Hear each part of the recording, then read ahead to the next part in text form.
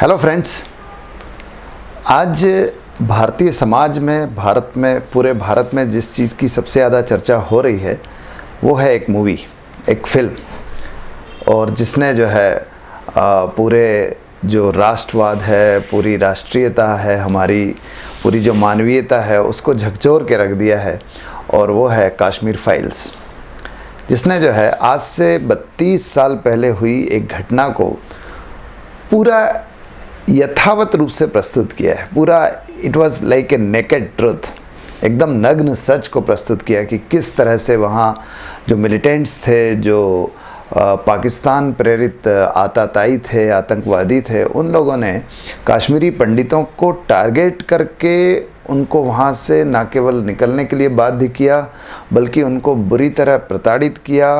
उनको उनमें से कई को मार दिया गया। जो मारा गया it was also highly brutal, बहुत बुरी तरह अमानवीय तरीके से जो है प्रताड़नाएँ दी गई और मारा गया। उस पूरे सच को बताया गया है, और जिसको हम एकमात्र छोटी सी घटना, एक जो है पलायन की घटना समझ रहे थे या शरणार्थियों की घटना समझ रहे थे, इस फिल्म ने बताया कि साहब ये केवल शरणार्थियों का मामला नहीं था, ये केवल एक जगह से निकल जाना नहीं था, बल्कि ये जो है मानव इतिहास में जो है नरसंहार की घटनाओं में से बहुत विरली घटना है। It is rarest of the rare.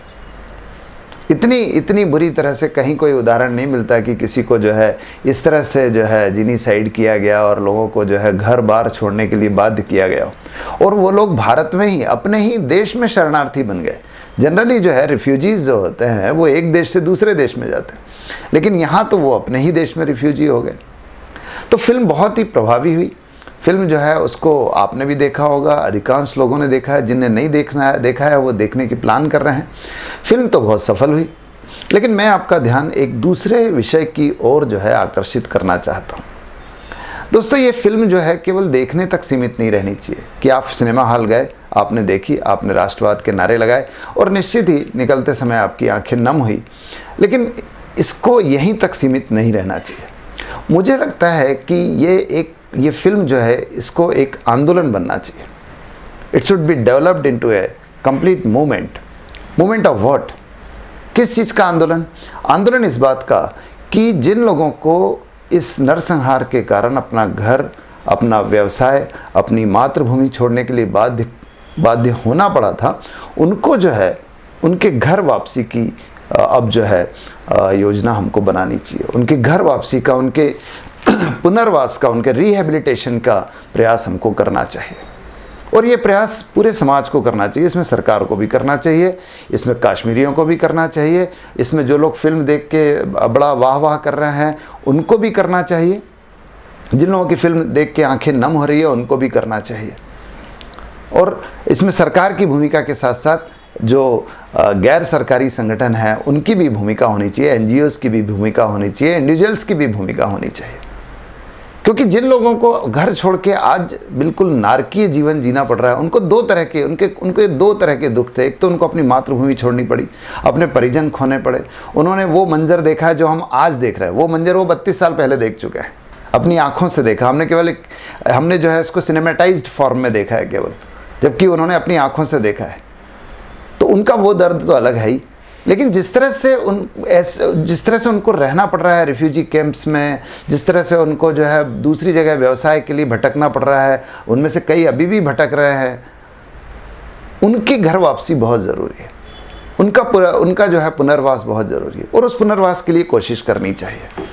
और उस पुनर्वास की आज सबसे अच्छी परिस्थिति है, आज सबसे अच्छा अवसर है उसका, क्योंकि आज उस समय जो आप देखिए कि जिस समय इन लोगों को भगाया गया था, वहाँ से निकलने के लिए, घर छोड़ने के लिए मजबूर कर दिया गया था, उस समय कश्मीर में एक ऐसी सरकार थी जो दृढ़ भी नहीं थी और जो कुछ हद तक आतंकवादियों की ओर झुकी हुई थी। केंद्र में भी सरकार जो थी वो शक्तिशाली नहीं थी, स्ट्रांग नहीं थी, उनका कोई जो है विल पावर नहीं था इस तरह का कि वो ऐसी घटनाओं को रोक पाते। यही कारण है कि उन्होंने, अगर विल पावर होता तो उसी समय रोकते। उन्होंने क्या किया कि इसको दबाने की कोशिश की। लेकिन आज केंद्र में एक ऐसी सरकार है जो इसी मानसिकता की है जिसकी हम बात कर रहे हैं। आज केंद्र में एक ऐसी सरकार है जिसने पहले से वहाँ 370 और आर्टिकल 370 और भारतीय संविधान की जो 35A है उसको समाप्त कर दिया गया है। तो 370 और 35A का समाप्त होना भी, 35A जो है वो ये कहता है कि कोई गैर काश्मीरी जो कश्मीरी मूल का नहीं है वो जो है कश्मीर में जाके स्थायी रूप से ना तो बस सकता ना व्यवसाय कर सकता है, लेकिन आज 35A समाप्त कर दिया गया है।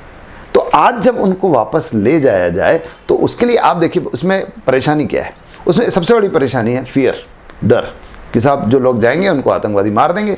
आप देखिए कि कुछ दिनों पहले इस तरह के प्रयास भी हुए कि जो गैर काश्मीरी वहाँ रह रहे थे उनको मारा गया ताकि भाग जाएं लोग। लेकिन सरकार को अब इसका प्रयास करना चाहिए, उनको रिहेबिलिटेट करना चाहिए, उनको वहाँ उनका जो जहाँ आवाज़ था वो आवाज़ दें, उनका जो व्यवसाय था वो व्यवसाय दें और उनको कंपेंसेशन दें। क्योंकि आप देखिए कि उनकी जो संपत्ति थी, उनके घर थे, उनके खेत थे, उनके बागान थे, उनकी दुकानें थी, उसको इसके जो पूर्ववर्ती सरकार थी, चाहे वो फारूक अब्दुल्ला की सरकार हो, उमर अब्दुल्ला की सरकार हो या मुफ्ती महबूबा की सरकार हो, इन सब ने क्या किया है, उनकी संपत्तियों का दुरुपयोग किया है। एक रोशनी योजना वहाँ थी जिसके अंतर्गत इन संपत्ति को सीज करके उसे सरकार ने जो है एक्वायर कर लिया और उसे मुफ्त के दाम में इन नेताओं के बीच में बांट दिया गया है। आज जो बड़े बड़े बंगले कश्मीर श्रीनगर में जो है फारूक अब्दुल्ला और मुफ्ती महबूबा मुफ्ती के दिख रहे हैं वो जो है इसी रोशनी योजना के अंतर्गत एक्वायर की गई प्रॉपर्टीज़ पर है। तो वो जो प्रॉपर्टी है उनको वापस मिलनी चाहिए। उस प्रॉपर्टी को इतने दिन तक कश्मीर सरकार ने जो यूज़ किया उसका कंपेंसेशन मिलना चाहिए, उसकी क्षतिपूर्ति मिलनी चाहिए। आखिर इतने दिन तक आपने उस संपत्ति का उपयोग किया है व्यावसायिक रूप से, तो they must be compensated properly, तो वो मिलना चाहिए। अगर ये होगा तो उनको आर्थिक रूप से संबल मिलेगा। सबसे खास चीज़ ये है कि सुरक्षा की जो प्रॉब्लम होगी उसके लिए सरकार को उनको सिक्योरिटी देनी चाहिए।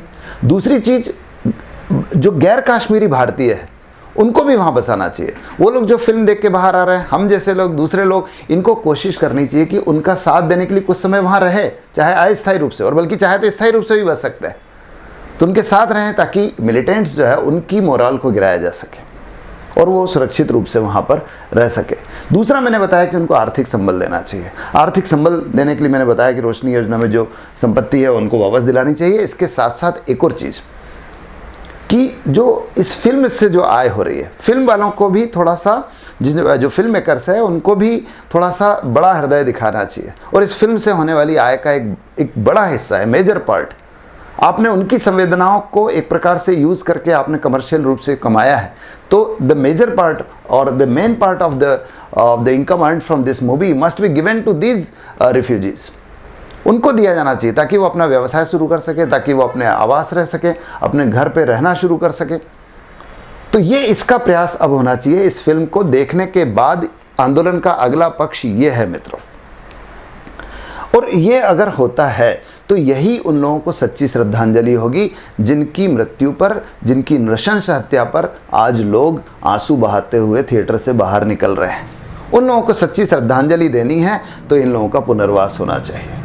और यही जो है इन लोगों को सही सांत्वना भी है, जो लोग अपना रोते रोते घर बार छोड़ के आए थे, जो अपना व्यवसाय छोड़ के आए थे, जो अपनी मातृभूमि छोड़ के कैंपों में रहने के लिए, नारकीय जीवन जीने के लिए विवश हो गए थे, उनको सच्ची सांत्वना भी यही है।